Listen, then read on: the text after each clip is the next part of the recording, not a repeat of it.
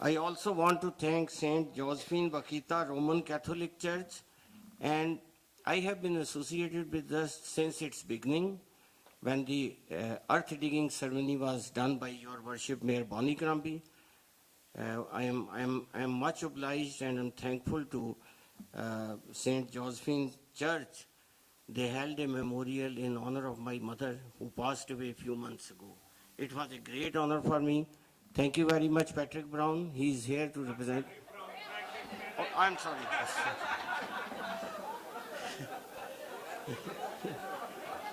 Patrick, better you change your first name, okay? Patrick Mendes. And I am also thankful to my Egyptian Christian friends. They are here, and thank you very much for coming. Sharif Sabawi, my Christian Coptic friends, and in fact, a founder member of this Jirga, he will be here very shortly. And now I want to recognize some of my great friends. May I request Anokha Dakra to please stand up and wave to the audience. Counselor Sue McFadden. Don't forget, she's my love. Yeah. That's why I always call you to Jirga at 11 p.m. My twin brother, my best friend, Ron Starr. My own counselor, my area counselor, Matt Mahoney, is a great friend. And a very great lady, Counselor Pat Seto, please. We have something in common. We have German Shepherd dogs, but my dog is in Pakistan, her dog is here in Canada. So someday I will request her to make an immigration program so I can. The reason for introducing these people, we Jirga fully support all these people.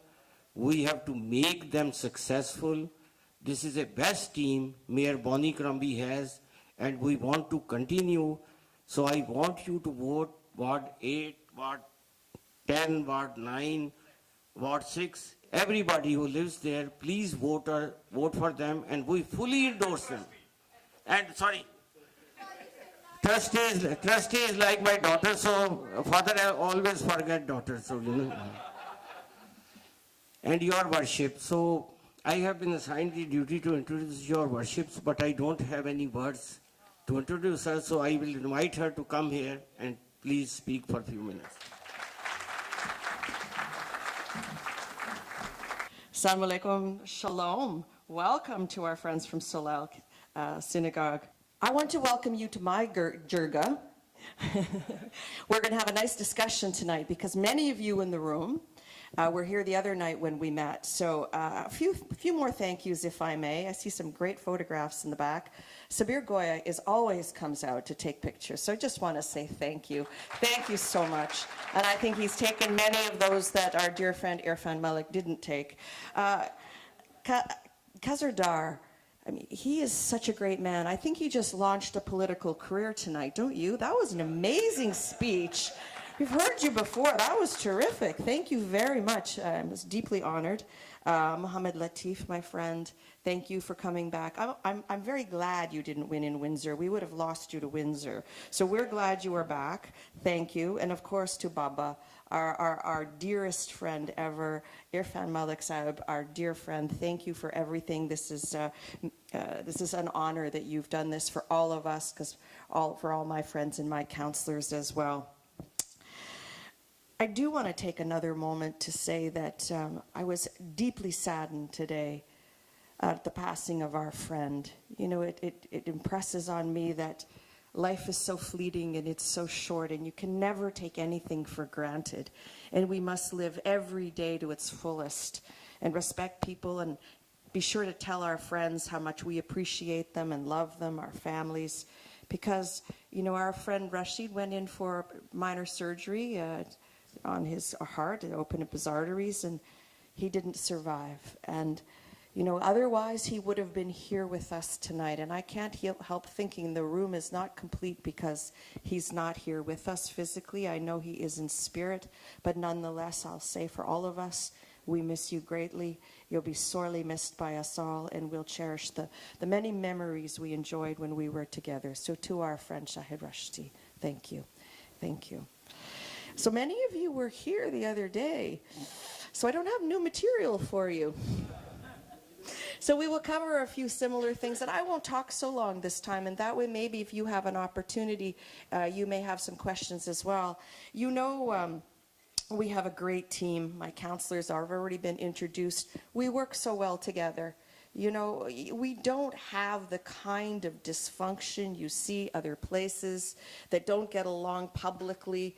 You know, we work together in the best interests of the city. Doesn't mean we always get along, but we do what's right. We're professionals, and we're very respectful of each other, and we have a level of decorum and civility that I think is unrivaled across the GTA, and I'm very proud of them and the work they do. They're all very dedicated, they're very diligent, and it's just an honor for me to work with them and also to represent all of you. So to my counselors, to Noka, who is elected official, I know how hard she works too, I want to say thank you. We're a great team. They do great work. You know, I'm always asked, how come we never have new counselors? You know, and I said, because the reality is they do a great job. And their people reward them by re-electing them, and that's why. But we do have 2 openings on council for people. Many people with of diversity candidates are putting their names forward. You know, we have 2 openings on council in Ward 7 where our friend, and I know many of you knew him, I see Asman Arshad here, and Viera, and we're good friends, and he was our friend, Jim Tovey, who passed away so suddenly. I think it was January 17th. I think so, and I got the call late at night. We'd been in a planning meeting, and he was driving home late night from a planning meeting. Imagine, driving home from work at a stoplight, and he suffered the heart attack. The car was still in drive. It pulled up on the burn after the light, and you know, I got that phone call, and boy, oh boy, my life changed. And what a shame. A man of such great vision and passion for our city, who saw things differently. The rest of us saw an old power plant. Jim saw a new community on the water. That's how he saw things. Instead of an oil refinery and a brownfield, Jim saw a new community on the water. He always saw what could be. He never took no for an answer, eh? And he had this little impish grin. He used to have this long ponytail. Finally, he cut that off. But you know, he was such a great man, and he really spoke for the greening of our environment and for sustainability and to push for more climate change measures. And we lost that on council. I mean, we all believe that, but he was passionate about it. He drove that agenda. So he's sorely missed. And so there is openings in the south. Too late to register, but maybe you have friends that are running down there. And also in Ward 7, another great councillor, Nando Unica. He's been elected 30 years, if you can imagine. I won't even tell you he's younger than I am, but he is. And he's going to retire, and we wish he's going to do great things no matter what he decides to do, and there are openings there as well. I mean, of course, we're all up for re-election, but I'm telling you that we do a good job together, and so you often see that incumbents get re-elected, but when we have such a great team, I understand why we get re-elected, because they're good people and they work so hard. So the other night, we talked a lot about the priorities for the city. And I look across this room, and I think the one thing we didn't talk about was our diversity and what we've done to be more inclusive, because here we have the representatives from Solal congregation, and they're sitting with, you know, people who are Muslim and Christian, but this is Mississauga, and you see this across the room. I walked into what I thought was largely a Muslim event with Irfan organized, and I see Josephine Bakita organized the table. Salal is here, and yes, we have Muslim people, but they're of different faiths too. We have the Ahmadis, different sects, Ahmadis, Pakistani Muslims, have I missed, Palestinian, right? We have people from everywhere because, of course, almost 60% of our population was born somewhere else. How many people in the room here were actually born in Canada? 3, 4, 5, 6, 7. Look at that. Look at that. Under 10 people in a room of what, 200. This is Canada. People from everywhere. We speak 200 different languages. We have every religion represented, right? We come from more than 150 countries. And it works. It works because it's Canada, because we're respectful, and because we believe everybody is equal and should have an equal opportunity to succeed. And Khazardar already told you, I say, we have no tolerance for any intolerance. We work together. We stand shoulder to shoulder. Because when we saw the shooting at the mosque in Quebec, who was it that formed the ring of love around the mosques? It was the Jewish community who stood up first. And we thank you. They did. They stood up and said, our brothers, the Muslims, they shouldn't be persecuted for their religion. When that heinous woman started ripping up the Quran, they stood up too. We all stood up. No holy book should be desecrated. None. None. Not mine, not theirs, not yours, nobody's. And that's what Mississauga, we stand up and say, that's not allowed here. Sorry, that's not our Mississauga. We all belong here. All of us have a right to be here and to succeed and to live together, side by side, be inclusive. Now, we created the Diversity Inclusion Advisory Committee. Sue and Ron, they're the co-chairs. We had 180 applicants. I tell you, that's a lot, because on Library Committee, believe me, we didn't have 180. We may have had 12, and we took 10 of them. But we had 100. We interviewed about 80 or 90, and we took 20. Normally a committee is 10 people, but we had so much interest in diversity and inclusiveness. We took 20 and 4 stakeholders, and it's a little bit unwieldy, a little bit too big, I think. I think we agreed that we might maybe just make it a smaller size. When you have a committee of 20 people, it's tough to get things done, right? So maybe we'll make it a little smaller, but it's been necessary. It's been terrific. It worked well. We got a lot of great ideas that came out of diversity, like parking considerations. How do we make sure everyone's holidays are respected so that you can celebrate with families?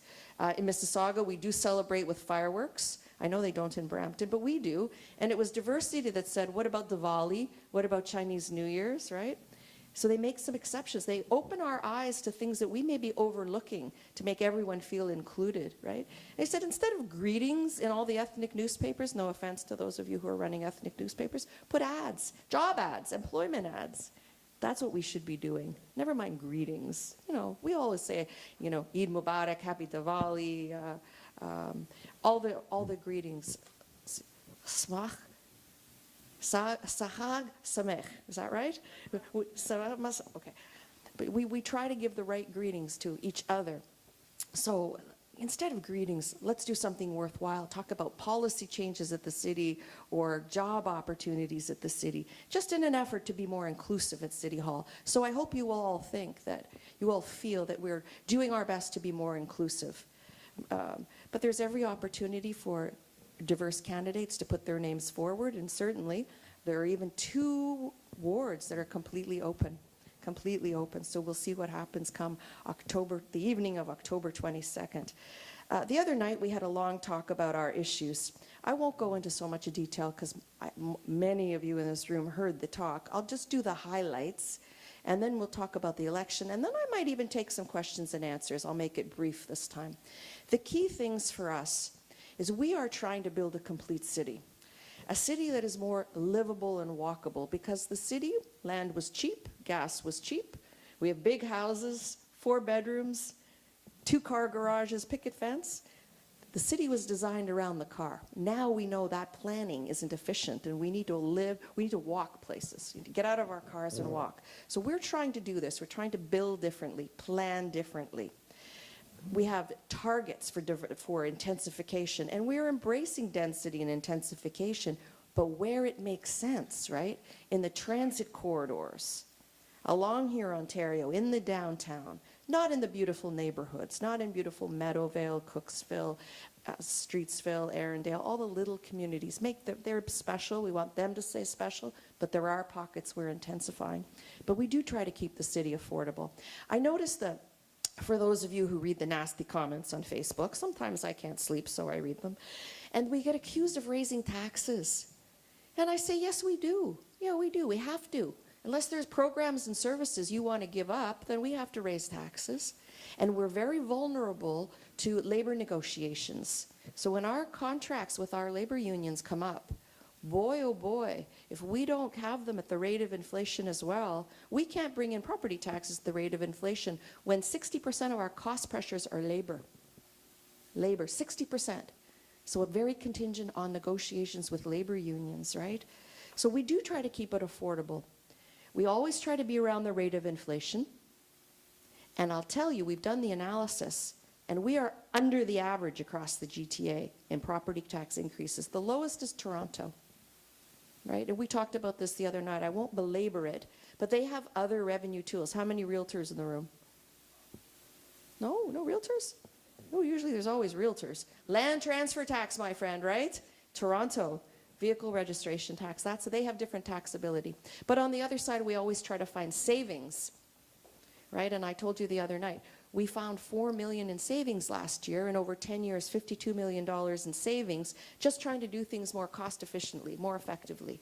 And that's what we do. We try to find savings for our residents. Now, $4 million is almost 1% on your tax bill, right? So that's why we try and do that. So we do try to keep it affordable, and we are the only municipality that has a strategy to build more middle-income housing, right? Making room for the middle. We have 40 recommendations. We haven't hit on any numbers yet with respect to inclusionary zoning, but we're going to incentivize developers to build affordable.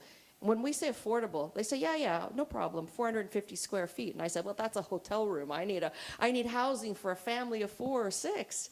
Family size, please, just more affordable for middle-class people. We don't want people moving out of our city because of the escalated price of real estate. It's all good when we're selling. We like the fact that our houses have appreciated in value. But when you're trying to buy in, or you've got your parents, your aging parents, or the young families, your children who are marrying, we want to keep the grandkids here, yes? We've got to find housing for them. So that's on the affordability side. On the transit side, we're always investing. When we have extra money, we invest in transportation. 46,000 hours on my way last year. We hope to break ground on the LRT, and that LRT is vital to our prosperity. And of course, I know Pat Sewer here, we're always fighting for all-day two-way GO train service because that train goes the wrong direction. It picks up people in Mississauga, takes them to work in Toronto, but it should pick people up in Toronto and bring them to the life sciences, to Pill Hill, to the Meadowvale Corporate Center. They need to come to work in Mississauga all day long, not just in the morning and at night. So we need to take the freight traffic off and open it up for commuter traffic. And we need to look at the lakeshore area too, because we're building many communities down there.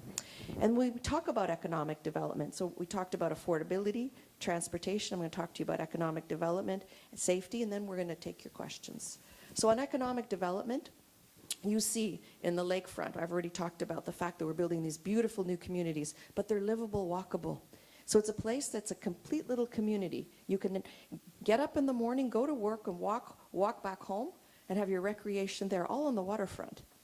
And people around the world are looking at us saying, look at this great opportunity. They're taking industrial land that was brownfield, was a power plant, was an oil refinery, and transforming it into new communities on the waterfront where you're going to live and work, recreation, trails, culture, restaurants, you name it. It's going to be so beautiful.